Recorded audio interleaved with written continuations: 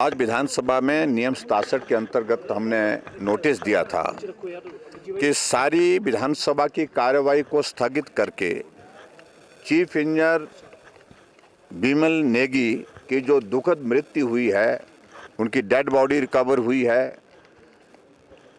और उस पर बहुत सारे प्रश्न चिन्ह हैं कि वो हत्या है, आत्महत्या है, परिवार के लोग भी उठा रहे हैं और उनके साथ जो कर्मचारी अधिकारी जो काम करते थे उन्होंने भी उठाए हैं। इसलिए हमने कहा था कि सारे काम को रोक करके आज सदन में चर्चा हो तो इस विषय पर हो कि बिमल नेगी जी की जो मृत्यु हुई है उसके पीछे क्या कारण है। लेकिन हैरानी हुई जब नोटिस पर स्पीकर साहब ने कहा कि चर्चा नहीं हो पाएगी। अगर मुख्यमंत्री जी ने कुछ कहना है तो वो कह सकते हैं, लेकिन मुख्यमंत्री जी ने बैठे बैठे इशारा किया कि मुझे कुछ नहीं कहना है।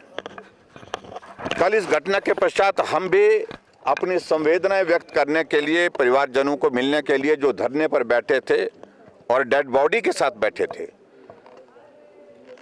एचपीपीसीएल का जो कार्यालय है उसके बाहर बैठे थे, वहां हम गए थे, सारे विधायक भी गए थे। परिवारजनों का सीधा कहना था कि सीबीआई जांच होनी चाहिए। दूसरी बात उनकी ये थी कि जो अधिकारी हैं, प्रमुख रूप से 2 अधिकारियों के बारे में उनका कहना था कि उनका सस्पेंशन होना चाहिए और सिर्फ ट्रांसफर जो किया गया है उनको, उससे काम नहीं बनने वाला, उससे हम सहमत नहीं हैं।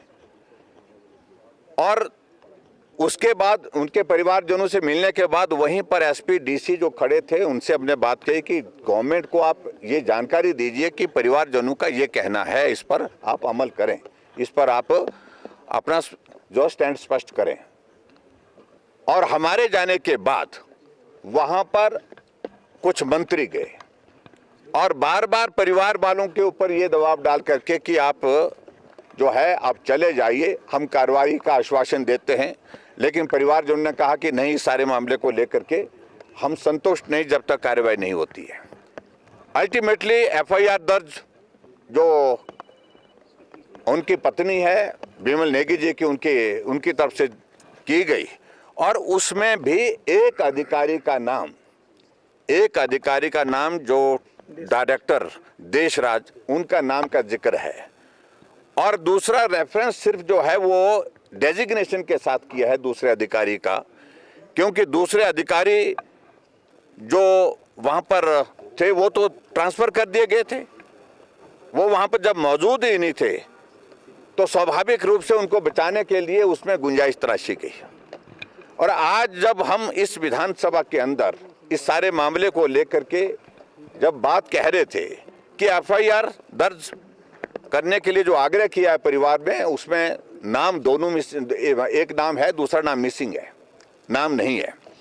और दूसरी बात हम ये कह रहे थे कि हमने विधानसभा के अंदर पहले दिन से इस बात को लेकर स्पष्ट कहा था कि सीबीआई की जांच होनी चाहिए। सीबीआई की जांच के लिए सरकार करने के लिए तैयार है कि नहीं है, क्या आदेश देंगे मुख्यमंत्री?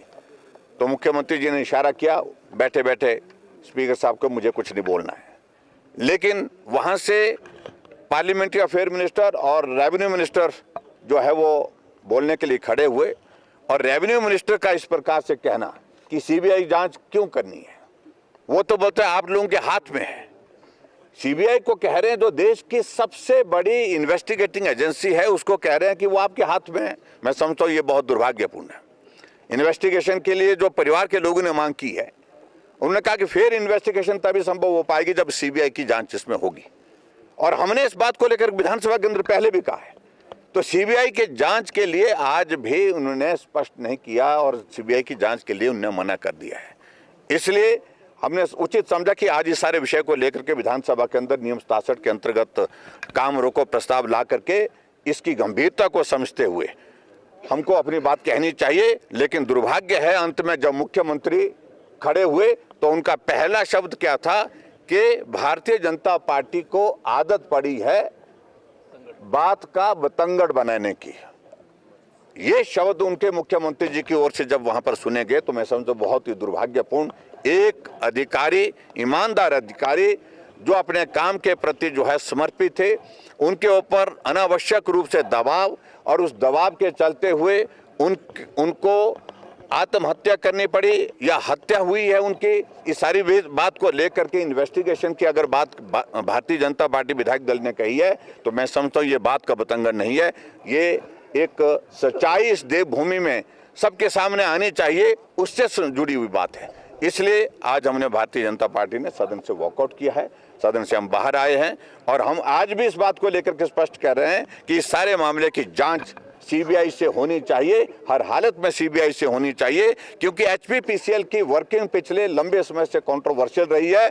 जिन अधिकारियों के नाम इसमें डाले गए हैं उन पर पहले से प्रश्न चिन्ह है। ये देशराज को एलिवेट जो है वो 5 लोगों को सुपरसीड करके जो डायरेक्टर बनाया गया, क्या कृपा हुई इन पर, महान कृपा जो मुख्यमंत्री जी की हुई है, इस पर भी प्रश्न खड़े होते हैं। और ये सारी चीज़ों को लेकर के अगर हमने आज बात कही तो मैं समझता हूं कि उस परिवार के भावनाओं को व्यक्त करने के लिए हमारे पास यही तरीका था विधानसभा सत्र के दौरान।